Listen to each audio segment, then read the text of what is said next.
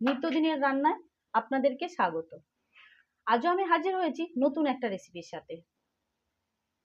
দেখতেই পাচ্ছেন রেসিপিটা কত লোভনীয় হয়েছে, স্বাদে অপূর্ব হয়েছে। এটা আমি চিকেন চাপ বানিয়েছি ঘরোয়া পদ্ধতিতে। আপনারা যদি ঘরোয়া রান্না খেতে চান, শরীরকে সুস্থ রাখতে চান, ভালো রাখতে চান, অবশ্যই আমার রান্নাগুলো দেখবেন। চলুন আজকে তাহলে দেখে নিন আমি এই চিকেন চাপটা কিভাবে বানিয়েছি। দেখতে থাকুন আর সবাই আমার পাশে থাকবেন। চলুন দেখুন। চিকেন চাপ বানানোর জন্য আমি নিয়েছি 400 গ্রাম চিকেন, এরকম বড় বড় টুকরো নিয়েছি। আর এটা একটা শুকনো খোলাতে মশলা বানিয়ে নেব। এখানে নিয়েছি ছোট এলাচ, লবঙ্গ, দারচিনি, জিরে আর একটা বড় এলাচ। একটা বড় পেঁয়াজ আছে, সেটাকে কেটে নিয়েছি। আদা নিয়েছি একটু, দুটো কাঁচা লঙ্কা নিয়েছি, একটু রসুন নিয়েছি, টক দই নিয়েছি 2 চামচ, আর চা চামচের 2 চামচ নিয়েছি পোস্ত, কিছু নিয়েছি কাজু বাদাম আর চালমগজ, লাগবে সাদা তেল, নুন। এই দিয়ে আমরা এটা বানাবো। আর এর সাথে লাগবে সামান্য পরিমাণে হলুদ আর লঙ্কার গুঁড়ি, কারণ চিকেন চাপটা খুব একটা ঝাল হয় না, একটু মিষ্টি মিষ্টি হয়, তাই ঝালের পরিমাণটা কিন্তু দেখে বুঝে দেবেন। তো আমি এখন এই সবগুলোকে বেটে নেব, বেটে নিয়ে চিকেনটার সাথে মাখিয়ে রাখবো। চলুন এটা বেটে নিই। চলুন মশলাগুলো আমি বেটে নিই।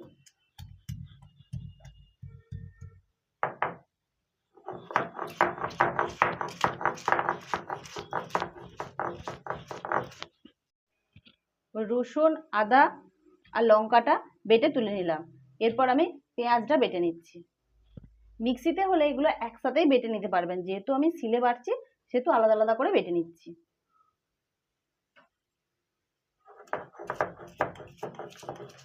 পেঁয়াজটা বেটে তুলে নিয়েছি।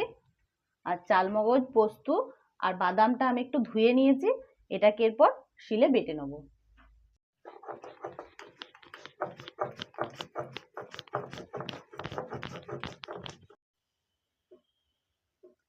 সমস্ত বাটা মশলাগুলো আমি এতে দিয়ে দিচ্ছি, আর এর সাথে 1 চামচ নুনও আমি দিয়ে দিচ্ছি।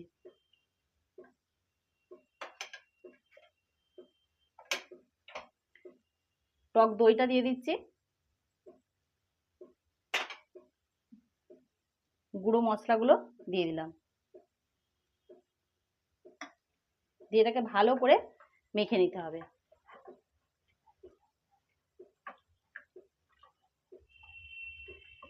এটাকে 3 ঘন্টার মতো মাখিয়ে রাখলে খুব সুন্দর টেস্ট আসবে। যদি খুব তাড়াহুড়ো থাকে তাহলে 8 ঘন্টা অবশ্যই কিন্তু মাখিয়ে রাখবেন, নইলে কিন্তু কোনো টেস্ট আসবে না। আর আমি যেভাবে শিলে বাটলাম, আপনারা যদি এরকম করে শিলে বেটে নেন তাহলে কিন্তু টেস্টটা খুব সুন্দর আসে।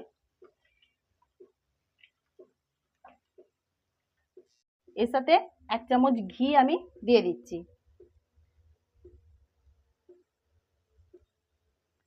যদি ঘি না থাকে তাহলে সাদা তেলও দিতে পারেন, আমার কাছে ছিল সেই জন্য আমি এটা দিয়ে দিলাম। দিয়ে মশলাটা খুব ভালো করে মাখিয়ে আমি এটাকে আর রেস্টে রেখে দেব, তারপর রান্নাটা শুরু করব।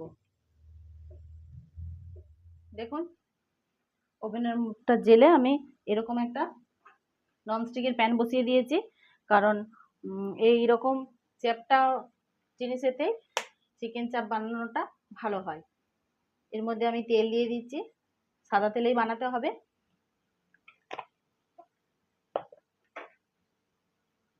সাদা তেলটা গরম হোক।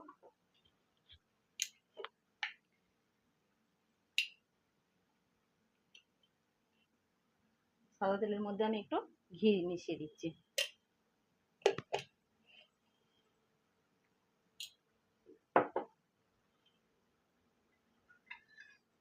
আর শুকনো খোলাতে এই মশলাটা আমি ভেজে নিয়েছিলাম, দিয়ে গুঁড়িয়ে নিয়েছি, এটা আপনাদেরকে দেখানো হয়নি।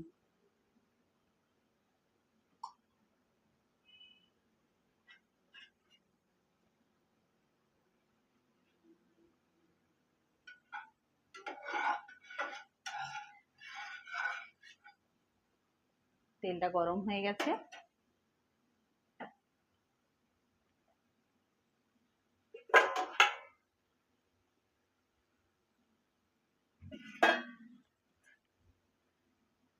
এখন আমি মাংসটাকে একটু ভেজে নেব।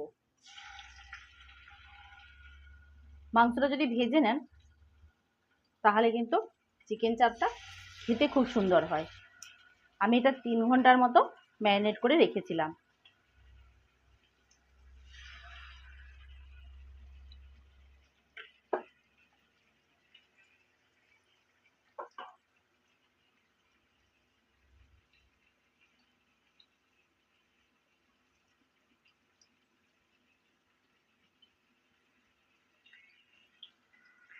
এটা ভালো করে 2 পিঠ ভেজে নিই। দেখুন 1 পিঠ ভাজা হয়ে গেছে। আমি এখন এটাকে উল্টে আর 1 পিঠ ভাজতে দিয়ে দিচ্ছি।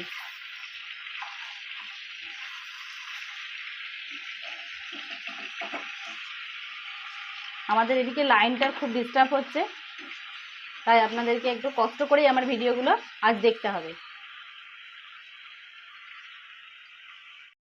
উল্টো পিঠটাও ভাজা হয়ে গেছে। এখন আমি গ্রেভিটা এর মধ্যে দিয়ে দেবো।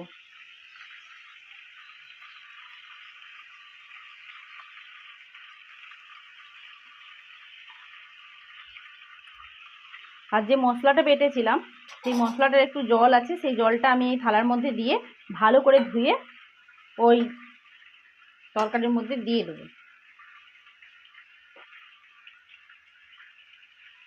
মশলা ধোয়া জলটা আমি এর মধ্যে দিয়ে দিচ্ছি। দিয়ে এটাকে খুব সুন্দর করে কষিয়ে নিতে হবে। যতক্ষণ পর্যন্ত না এই মশলার কাঁচা গন্ধটা যায় ততক্ষণ আমরা এটাকে ভালোভাবে কষাবো। আর আপনারা তো জানেন যত আমরা মশলাকে কষিয়ে নেব রান্নাও কিন্তু তত সুন্দর হবে। আর আমি যেভাবে চিকেন চাপটা বানাচ্ছি এইভাবে আপনারা একবার বানিয়ে দেখবেন। বাইরে আর কখনোই চিকেন চাপ খেতে যাবেন না। যখনই খেতে ইচ্ছে করবে তখনই এইভাবে বানিয়ে খাবেন। চলুন এটা একটু ঢাকা দিয়ে দিই, দিয়ে এটা ভালো করে সিদ্ধ করে নিই। এক বাটি দুধ নিয়েছি, এর মধ্যে একটু গোলাপ জল,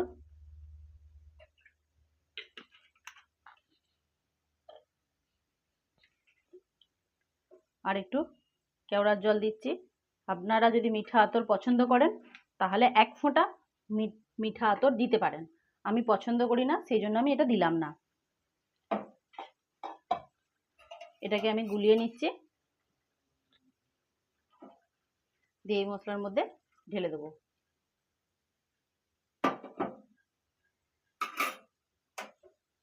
একটু হালকা হাতে নাড়িয়ে দেবেন।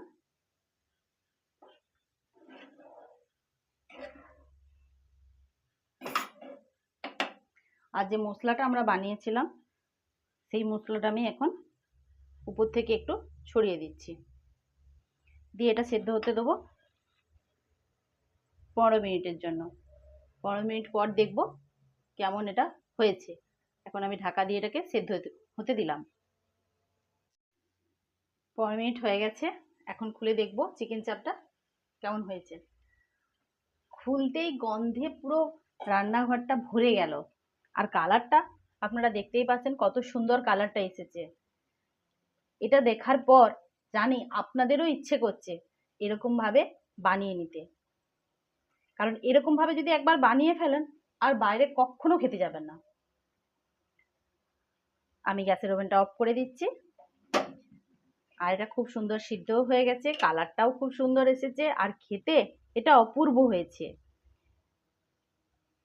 আমার এই চিকেন চাপের রেসিপিটা আপনারা ভালো করে দেখে নিয়েছেন এবং এইভাবে আপনারা বানাবেন, বানিয়ে দেখবেন। আর খাবার পর অবশ্যই কমেন্টে জানাবেন কেমন হয়েছে। আমার চ্যানেলটা সাবস্ক্রাইব করবেন, পাশের বেল আইকনটা প্রেস করে দেবেন, আর অল বোতামটা টিপে দেবেন।